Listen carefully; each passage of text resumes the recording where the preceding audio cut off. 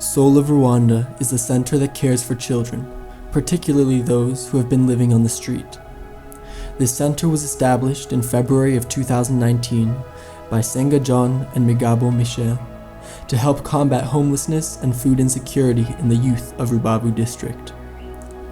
As of now, they are helping 30 children, but plan to expand that number in the near future.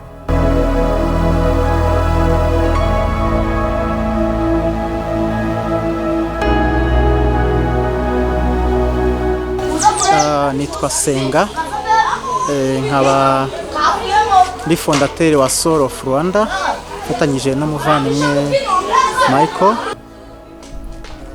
My name is Senga John. I'm the founder of Soul of Rwanda. My friend Michel and I founded the center. Soul of Rwanda is a non-government organization fighting for the rights of disadvantaged youth in Rubavu district. I remember as a boy returning home to Rwanda from Congo. Life was difficult. The genocide against the Tutsi had left the country destroyed. I had spent much of my time down by the lake with the other street children doing acrobatics. These past experiences inspired me to create the project in 2019 for children who, like me, had very little support. We are still in the process of reaching our goals, but every day is a step in the right direction.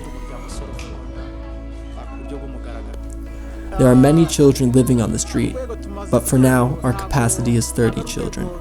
These children have breakfast and lunch at the center. This helps to prevent them from going back on the street. Some children have returned to school, while others participate in other activities like tailoring. Here we can make school uniforms, which help cut down on the fees for the students. Some parents teach knitting and others handcraft.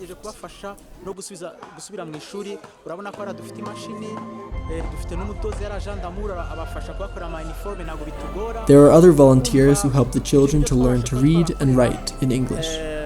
Michel teaches acrobatics. Mimuye helps them in warm-up exercises. This is an important part of keeping the children happy and to help them to move forward past the traumas they have experienced. They are also taught to cook things such as chapati. We have a small sleeping quarters where children who first arrive at the center stay while we figure out the reasons which they ended up on the street in the first place.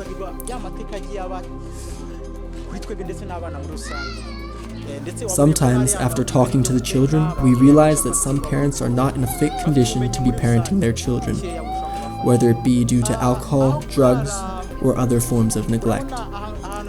Many children would rather leave their homes than be at home with bad parents. Many children we take in are orphans with no place to go but the street. Nk'abana batandatu cyangwa se barindwi uko tubazanye dushaka kugira ngo tubaganize tumenye kibavana ikibashira ku muhanda mbo tukabahereza aho kurara muri icyo cyumba noneho tugafata umwanya wo kubaganiza se bafite ababyeyi ese niba bafite n'ikihe kibazo cyangwa se niba badafite ababyeyi ni imfubyi.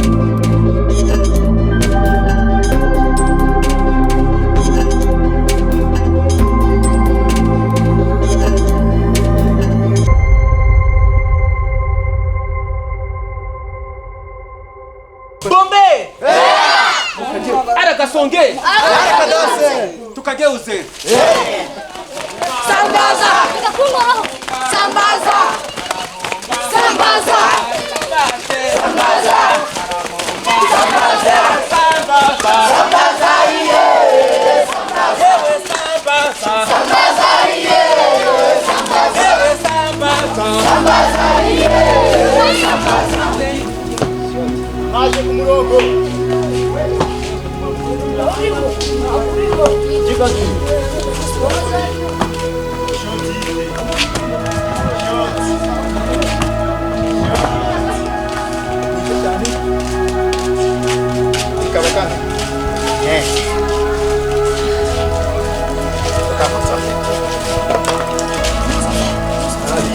Nike, bakame.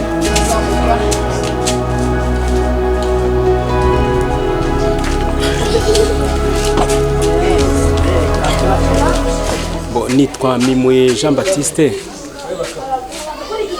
navukiye mu mujyi wa Gisenyi ariko narerewe mu muryango w'abasaveri. My name is Mimoye Jean Baptiste. I was born here in Gisenyi and raised in Savere organization.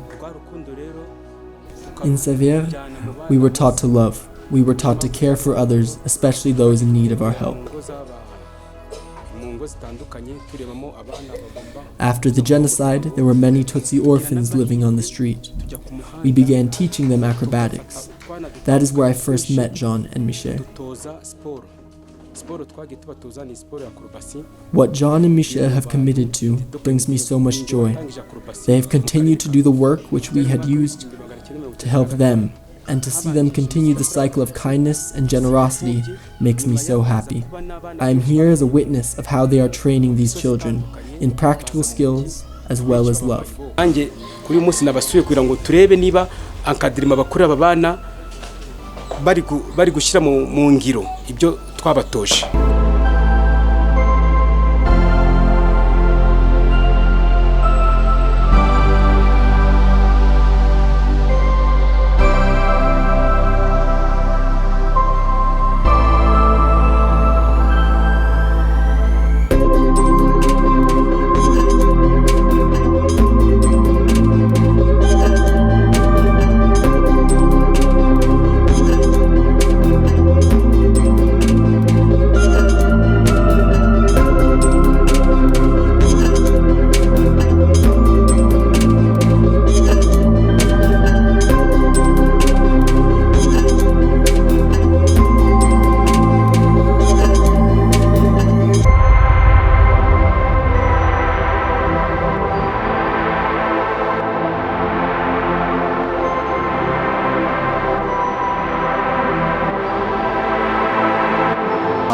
Amazina yanjye nitwa Migabo Michel. My name is Migabo Michel. I am a co-founder of Soul of Rwanda. I teach the children acrobatics, juggling, tumbling, and other sport activities. This is something I've been doing since I was a child. I was taught by Mimoye, and now it is my turn to teach the new generation. We met Mimoye in 2003 on the street. He encouraged us to join him in his project of teaching acrobatics. We were in critical condition, and he brought us out of it. He taught us to perform. He provided us with clothes, food, and shoes. After we parted ways, we wanted to take his vision farther, to continue his mission of teaching love and acceptance. Sports and physical activities help children to enjoy the moment and not dwell on past hardships and current hardships.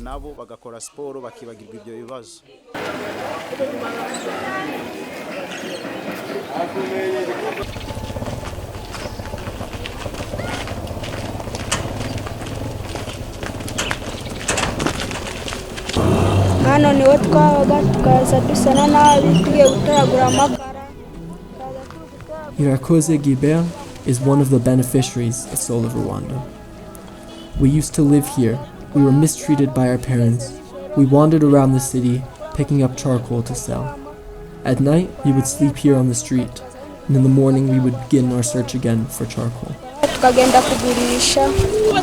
Ahangaha rero niho nabakuye. It is true, this is the place where I found them. This was a familiar situation to me, so I began speaking to them. I convinced them to leave their situation and to come with me where I could provide for them.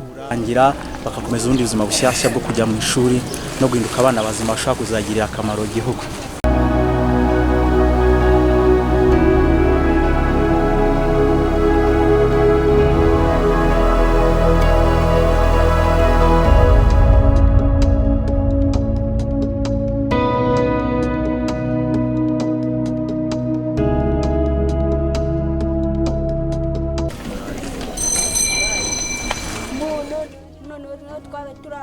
We would also sleep in the road drainage systems.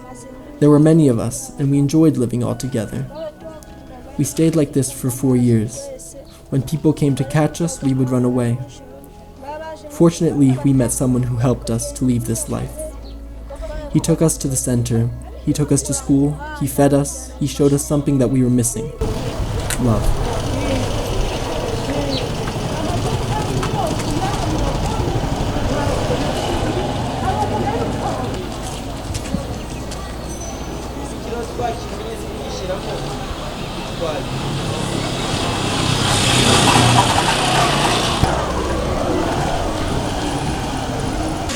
My name is Ishime Olivier. I am a beneficiary at Soul of Rwanda. We also used to sleep on the porches of shops in the city.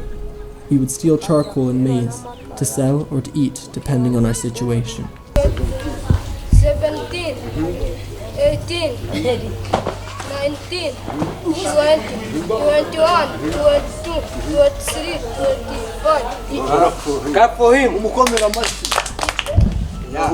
Another one.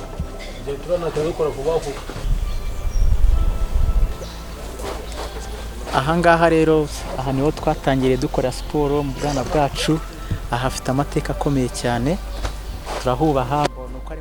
This is a place where we began our acrobatics as children. It holds a special place in my own biography as well as in the biography of our project. Before the beach was closed, because of COVID, we would often come here to do our activities. Once the beach reopens, we will return here, because it is a place many street children gather. Here we can connect with more children who need our help. Here we could play. Here we could swim. You can see the DRC from here. That is where I was born due to the circumstances of our country. Rubavu is a good place now, and here at the beach, we can come to forget about the hardships that we are experiencing, what we have experienced, and what we will continue to experience every day. Cyangwa se tuje kwaturiza twumva ibitekerezo byacu tubaye nkaho turukumva mbese tubayeho neza gutekereza cyane bikarangira.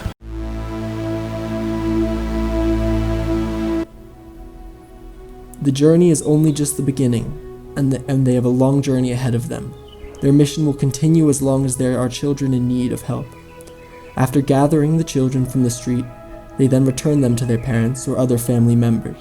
It is important that all children can have role models and mentors to help guide them in the right direction. It is especially helpful if those people can be part of their family unit. Even once children have reintegrated into their families, the center still supports the children with meals, activities, and transport costs to the center and home. Please consider supporting our project so that we can provide our students with more resources. Many cannot afford the costs it takes to come here, and we are always looking for more ways to support them. Thank you.